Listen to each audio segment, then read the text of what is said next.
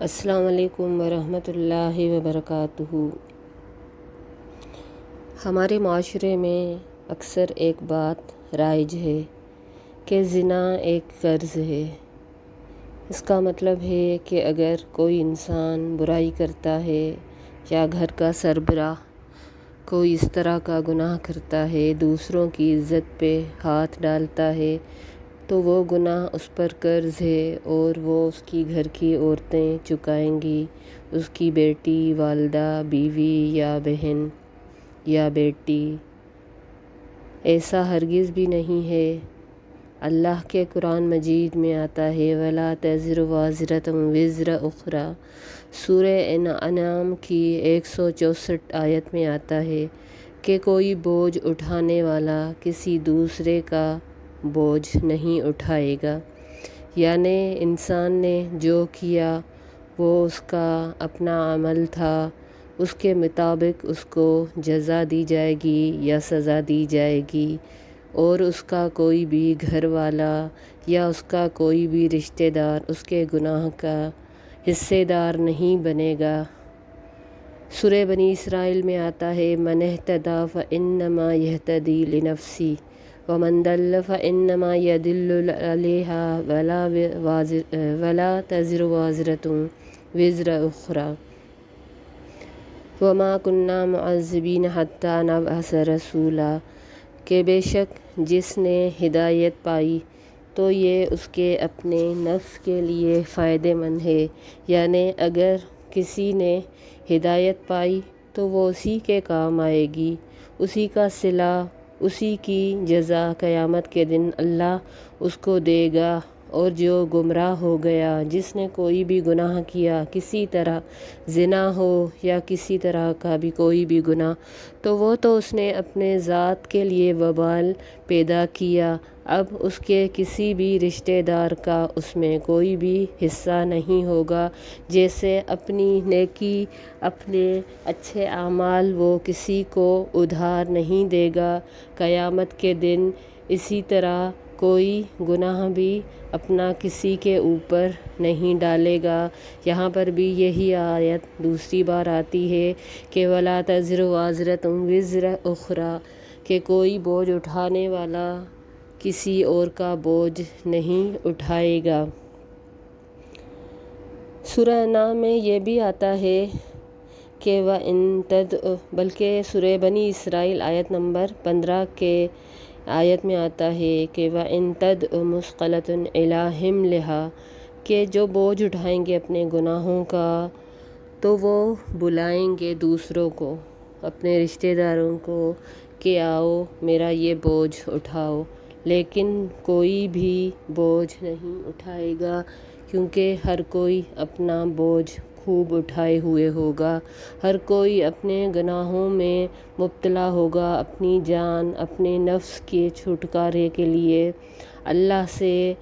التجائیں کر رہا ہوگا۔ کہاں کہ ایسا عالم ہوگا کہ یومئذ شأن یغنی، کہ ہر وجوہ یومئذ شأن یغنی، کہ ہر کوئی اس دن اس حال میں ہوگا جو اس کو کسی اور سے بے نیاز کر دے گا، یعنی اس قدر تکلیف کا عالم ہوگا، ہر کوئی اپنے ذات کے گناہوں کو دیکھ رہا ہوگا کہ اس نے دنیا میں کیا کیا کیا تھا، وہ ساری چیزیں اس کے سامنے ہوں گی تو وہ اسے دوسرے سے بے نیاز کر دیں گی۔ حضرت عائشہ کو ایک بار نبی کریم صلی اللہ علیہ وسلم نے فرمایا تھا کہ حشر کے دن ہر کوئی ننگے پاؤں، ننگے بدن ہوگا، تو حضرت عائشہ حیران ہو گئیں کہ اللہ کے رسول صلی اللہ علیہ وسلم پھر کوئی ہم کو دیکھے گا نہیں، یعنی اگر ہم ننگے بدن ہوں گے، تو اللہ کے رسول نے یہی آیت تلاوت فرمائی کہ اس دن ایسا حال ہوگا جو دوسروں سے بے نیاز کر دے گا، یعنی ہم اتنی تکلیف میں اپنے گناہوں کے بوجھ میں ہوں گے دبے ہوئے کہ ہمیں دوسروں کی قطعاً پرواہ نہیں ہوگی کہ کوئی بغیر لباس کے ہے سورہ لقمان کی 33ویں آیت میں بھی یہی آتا ہے کہ یا ایھا الناس اتقوا ربکم واخشوا یوما لا یجزی والد عن ولدہ ولا مولود هو جاز عن والدہ شیئا، کہ اے لوگو اپنے رب سے ڈرو اور اس دن سے بھی ڈر جاؤ جس دن کوئی باپ اپنی اولاد کے کام نہ آئے گا اور نہ کوئی بچہ اپنے باپ کو فائدہ دے گا۔ دنیا میں دیکھ لیں والدین کس حد تک جاتے ہیں اپنی اولاد کے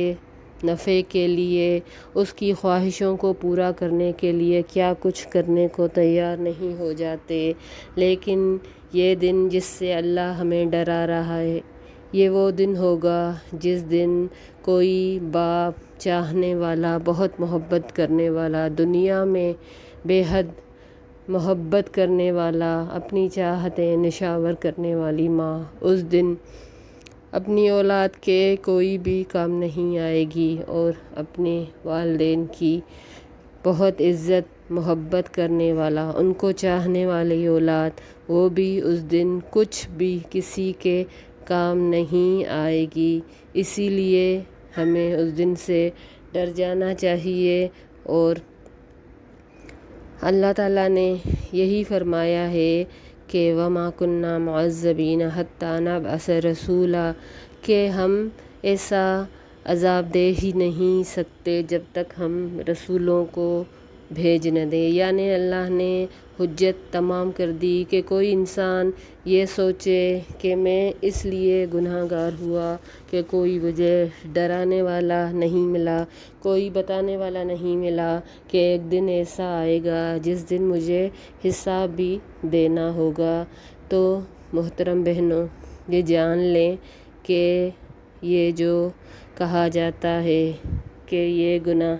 ہمیں آخرت میں بھی اس کا وبال ملے گا اور دنیا میں ہمارے عزیزوں کو اس کا وبال ملے گا، نہیں، ہرگز نہیں، ایسا نہیں۔ ہر نفس اپنے لیے جو کچھ کرتا ہے اسی کا ہی وہ صلہ آخرت میں بھی پائے گا۔ اگر ہم ایسا کہتے ہیں تو یہ اللہ کی عادل ذات کے بھی سراسر منافی ہے، کیونکہ اللہ کی ذات وہ ذات ہے جو ذرہ بھر بھی عدل کے خلاف نہیں ہے۔ اللہ کی ذات ہمارے ساتھ مکمل، ایک کھجور کی گٹلی پر جو نقطہ ہوتا ہے جس کو قطمیر کہتے ہیں، اس کے برابر بھی ہمارے ساتھ ناانصافی نہیں کرے گی۔ تو یہ ذات ایسا